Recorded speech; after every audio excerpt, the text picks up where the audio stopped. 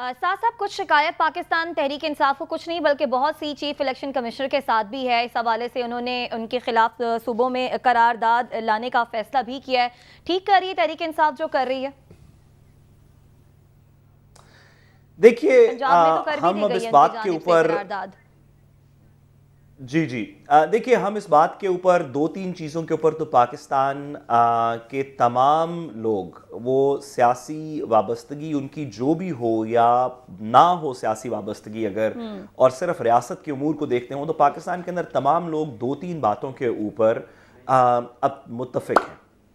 एक ये कि आज इलेक्शन हो, महीने में हो, 3 में हो, पाकिस्तान का लॉन्ग टर्म जो हमारी इस्तेहकाम है वो एक नए मैंडेट के अंदर है जिसके अंदर इलेक्शन होना चाहिए।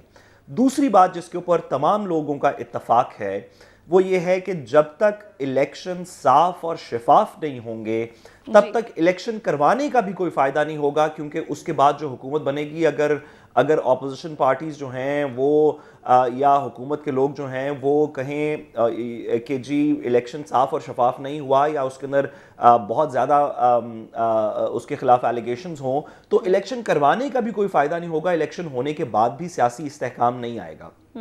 इन दोनों चीज़ों को इंश्योर करने के लिए एक तरफ पाकिस्तान मुस्लिम लीग नून और पीडीएम का कुछ कहना है कि इलेक्ट्रॉनिक वोटिंग मशीन्स और ओवरसीज़ वोटर्स और दीगर इस तरह की कुछ इस्तेहाद कर ली जाएं, जो कि उन्होंने अपने कानून साजी के थ्रू कर ली।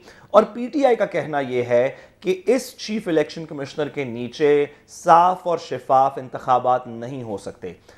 ऐसी सिचुएशन के अंदर पाकिस्तान के लिए बड़ा ज़रूरी है कि वो कवानीन की और कवानीन के साथ जो इलेक्शन करवाने की मशीनरी है, एक उसके अंदर इलेक्शन कमीशन यानी कि चीफ इलेक्शन कमिश्नर, और दूसरा जो इसके बाद इंटरिम गवर्नमेंट बनेगी जो कि लीडर ऑफ द हाउस और अपोजिशन की मुशावरत से बनेगी, उसके ऊपर तमाम पॉलिटिकल पार्टीज को एक बेसिक कॉन्फिडेंस हो जिसके बाद साफ शफाफ इलेक्शन हो सकते हैं। ऐसी सिचुएशन के अंदर सबको मिलकर बैठना पड़ेगा ना साहब, उसके बगैर इस्लाहात कौन मानेगा? जी